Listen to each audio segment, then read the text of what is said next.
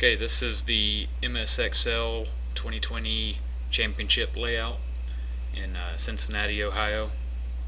I'm going to be doing a layout breakdown, give you some plays at the end. So this is the layout. We'll start by looking down at the home and checking out the shots off the break on each side. On both sides you've got some pretty big gaps to shoot either way.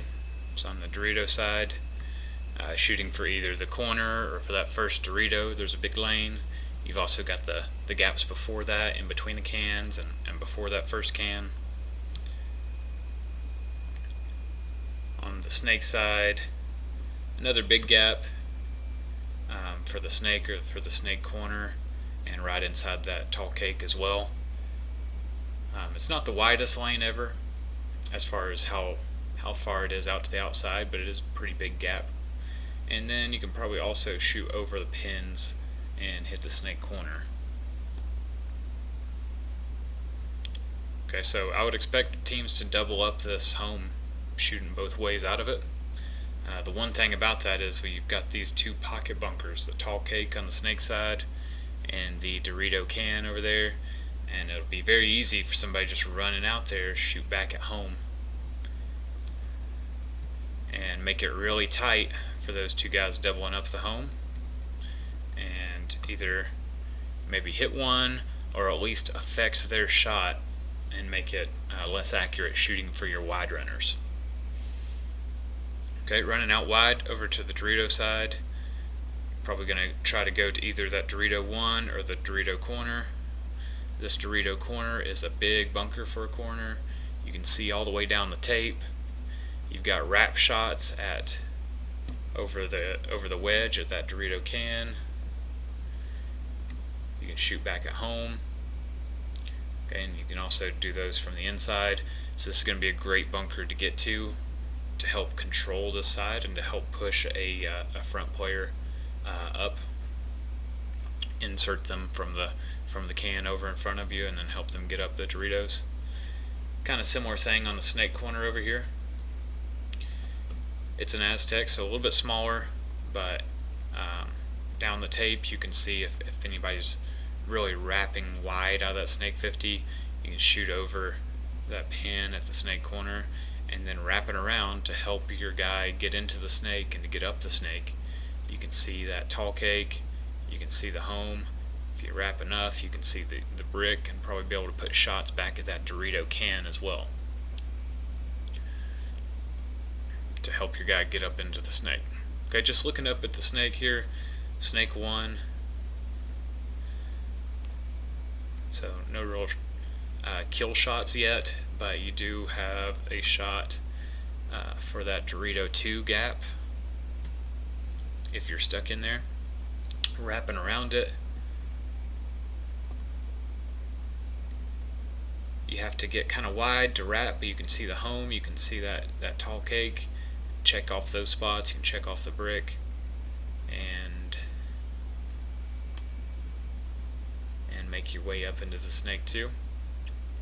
There's just some breaks in the snake, and especially moving up from the snake 2 to the snake 50, you've got that gap in front of the beam, so you can't really crawl up there at all.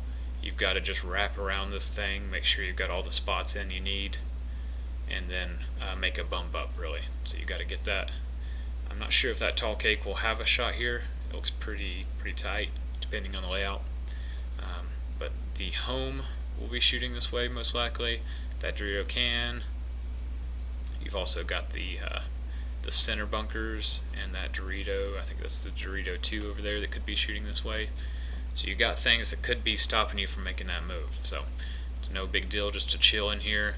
Once you do get up in this point, you probably want to wait for your Dorito side to take a little bit of pressure off of you for you to make that move. Shots inside that you do have is that Dorito can, so that's making it really tight for that guy probably. And you can help with that. If they happen to get in the Dorito 4, you can watch and make sure they're not in the 50. Okay, once you do get up in the snake 50, not a ton of shots inside, but you can wrap around this thing and shoot back at home. You've got that Dorito 2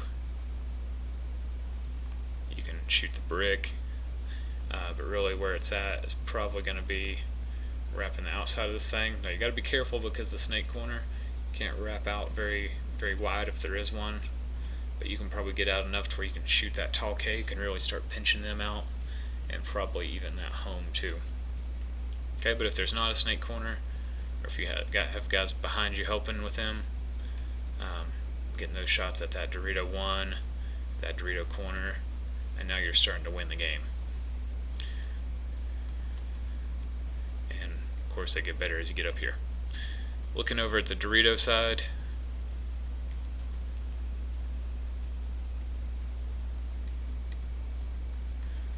okay, from the Dorito 1, there's not a whole lot stopping you to get up into the Dorito 2, thanks to that wedge.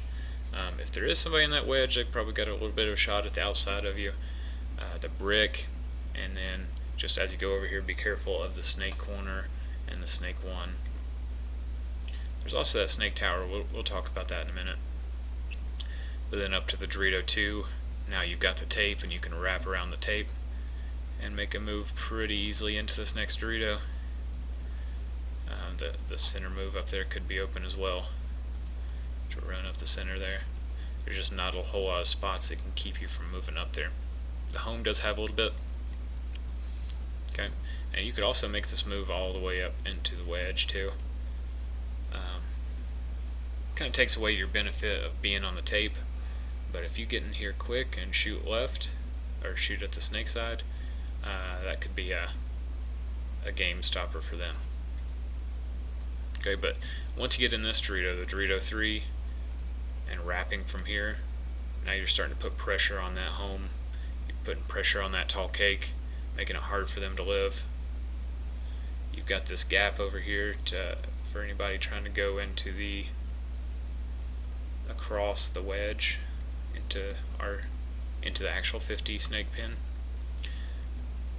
But really, once you make this move into this Dorito, well, there's not a whole lot from here. Let's see if you can shoot maybe the snake 2.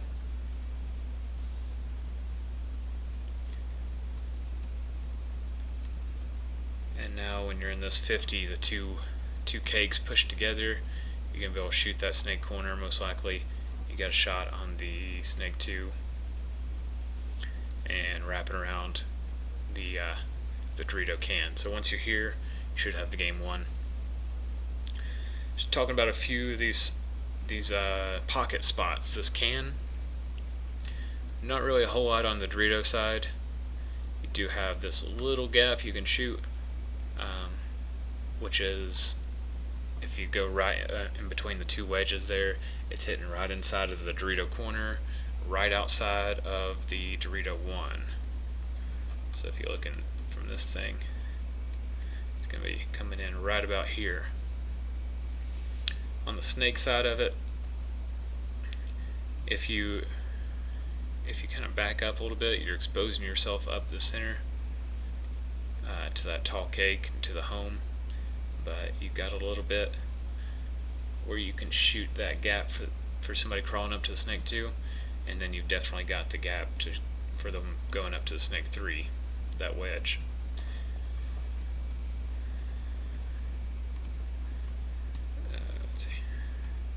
This tall cake over here, looking at the Dorito side, there's not a whole lot. You've got the Dorito 3 to Dorito 4 gap, which is going to be an important gap. On the snake side, you're going to be able to help with the snake. Again, I'm not sure if that little gap is going to be there on the tournament or not, but you can shoot the snake corner, and you can kind of shoot the crawl up landing zone. Yeah, for them going up into the snake 2. From here you can also wrap around and put in the home blind shoot back at the Dorito can to get yourself up into the snake if you need to. And this home spot, it's probably the best bunker to control the Dorito side, but it's really not that good. Yeah, you got just little bitty gaps for the Dorito 2, for the Dorito 3, After the Dorito 3, you've got a little bit of bigger gap, and then if they're not wide yet, you can definitely stop them from getting wide. But I think the Dorito side is going to be pretty quick, at least getting up into that Dorito 3. There's just not a whole lot of bunkers that can stop it, and this is good on the snake side as well. Probably your best bunker to stop the snake side, because you can see the outside of that snake 1 cake, you can see the snake corner, you can see a little bit of that gap to get to the snake 3, you can see the lane to fill out into the snake from the tall cake. And then just looking at these bunkers up in the center, this can I don't think gives you a whole lot more than the other can did on either side. The snake tower, you can see a whole lot on the Dorito side. You can even watch the snake side pretty well too. It's just, is this bunker going to get too tight, and how do you get up into this thing, which is a question. Kind of the same thing with these center 50 bunkers too. You can play the back of this brick and watch the Dorito way or the snake way from it. You can sneak up into these mini walls, do the same thing. I like this one right here for watching the Dorito side. But they can pretty much all see a lot of moves to stop people. Again, it's just how are you going to get up in there, and what body do you want to take away to put in there. So let's talk about plays here. Again, just summarizing the home can shoot wide runners on both sides, so expect it to be doubled. Pocket bunkers, the tall cake and the can shoot back at home and protect the wide runners. Those corners or anchors are very helpful for moving your insert players up into those front positions. The teams that get to those wide spots, like that snake 2, the Dorito 3 first, are going to have the advantage over the teams that get stuck in those 3 pocket bunkers. I just don't think the center is worth the risk of getting up there. There's not a whole lot of reward once you get up there. I think it's better just to have those bodies available to move out to the wide spots. And if another team goes to the center against you, just identify which way they're looking and switch your guns to push up the other way. Okay, now getting into some plays.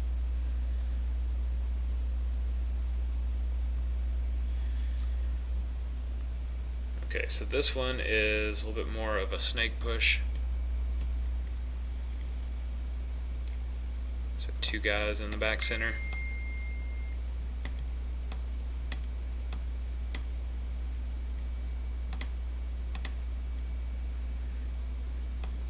Shooting their wide runner zones.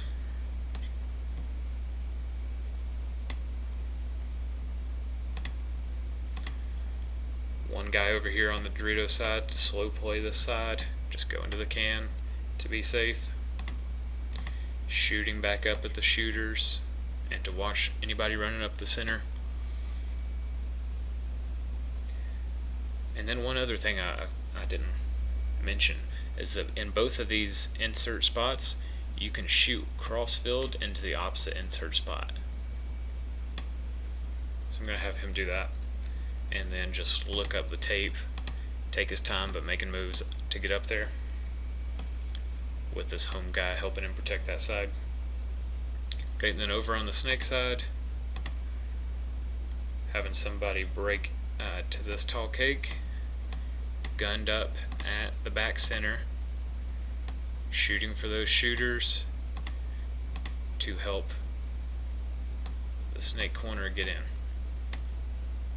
Okay, now the snake corner is going to wrap around, get gun dominance on the outside, and then help the cake player make his move into the snake, and then around into the snake too. Okay, at which point the home guy on this side just in trying to not have two people doubled in the back center, he can fill out here, replace that guy, unless the Dorito can guy can get out and the other home guy can get out. He can probably stay in there and be kind of okay, but you really want to get guys out of the home spots. So this would be more of the snake side push. You got two guns wrapping around the snake side trying to push each other in, with another gun holding the snake side, and you got two guns just kind of holding and slow playing the Dorito side. Okay, like I said, I think the Dorito side is going to be fast, so to have a play set up to take advantage of that would be sending somebody out to this corner. Again, wrapping around or even shooting inside, whatever the guy going to this can needs to make his moves out. So the corner guy's helping him do that. On the way out here, the can guy should shoot back at the shooters to make sure that it takes a little bit of pressure off the Dorito corner runner, and then he can also shoot back at that opposite cake as well once he actually gets in the bunker. But he is looking heads up, looking to make moves. There's a lot of different paths you can go over here. He could go up to the can and then over into the wedge, especially since there's already somebody on the tape. He could go over to the Dorito, to the next Dorito, and then from there they could go either around, inside, or inside to the wedge. And I think really what would be a great result would be having one of these two guys in the Dorito 3 and another one of the two guys in the wedge, whoever that is. That could be you want to get up into those, there's safer bunkers up there where you can still see on the tape. And just your other bodies over here would be one guy going to the tall cake. Disregard that. Just slow playing this side, trying to pinch out those back center shooters along with the Dorito can player. And then once he gets in there, kind of switching to shoot the landing zone for the Snake 2, just as a safety lane. And he's just slow playing the Snake side, watching that side. And then two guys in the back center doubled up again.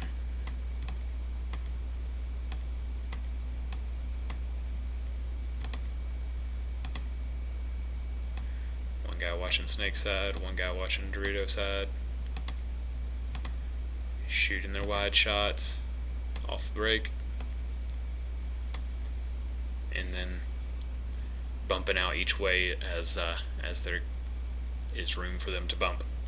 So that's the Dorito push play.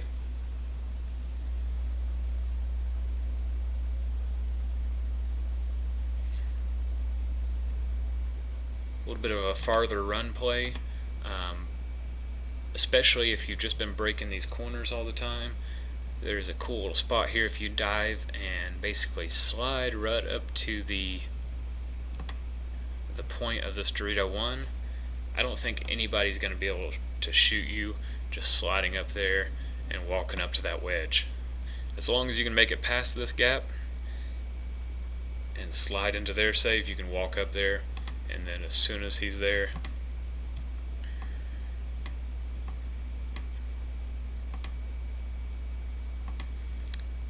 looking inside at the Snake 1, at the Snake corner, keeping them out of there. Or if they're already in there, putting pressure on them. And then one guy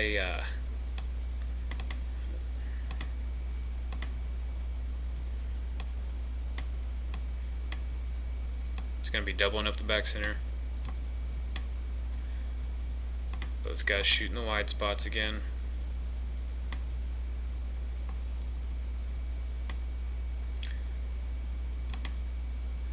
This one on the Dorito side is now going to be the kind of the wide tape player. It's going to take him a while to get up there. Take your time making those moves, but work your way around and play up that Dorito side.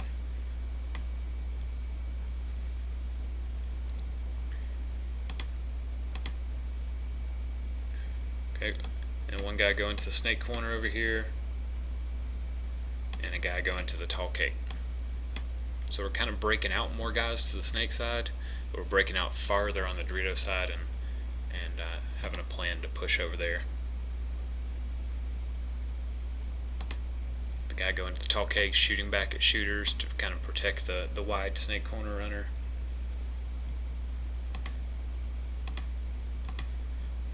And then with the help of the snake corner, bumping into the snake, up into the snake too.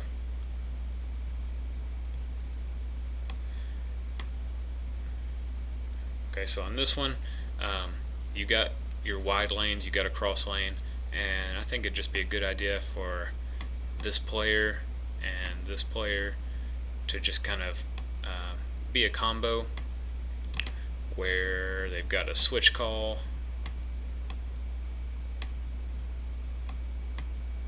just to make sure that they're both shooting opposite directions to have lanes covered. Okay. You could do something pretty similar going the other way.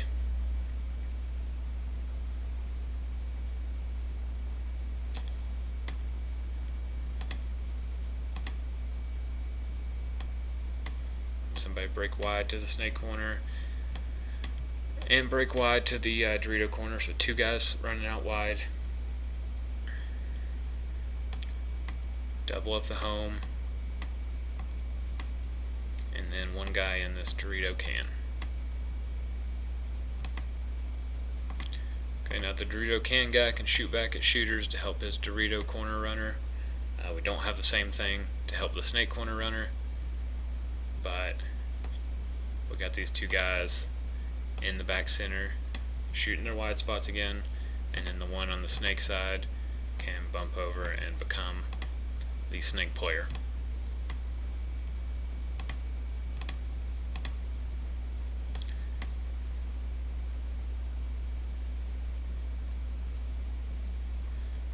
Okay, so these guys shooting downfield, this guy's shooting his side, and then these two players right here just kind of on that combo switch, making sure they're shooting opposite sides of the field.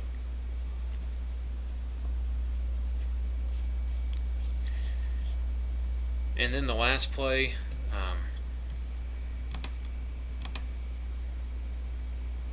is like all 5 back spots, not doubling the back center this time.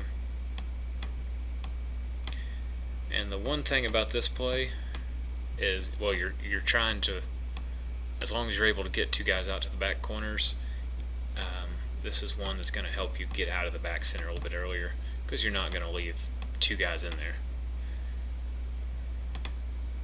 And this way you've got both insert bunkers, the tall cake and the Dorito cake, to pinch out that back center and help their wide guys. You just got one back center player to shoot wide one way or the other, and on this field your guys are going to be able to tell which side of the field they're sending two players just by looking at the other side of the box. You're either going to see one guy on your side of the box, two guys on your side of the box. If both sides see two, then you know there's just one in the back center. If one side sees one, other side sees two, then you know there's two in the back center. But they just need to kind of coordinate that info real quick so that this back center player knows which way to shoot wide off the break. Just shoot whichever side they have two guys running out, whether it's this way or this way.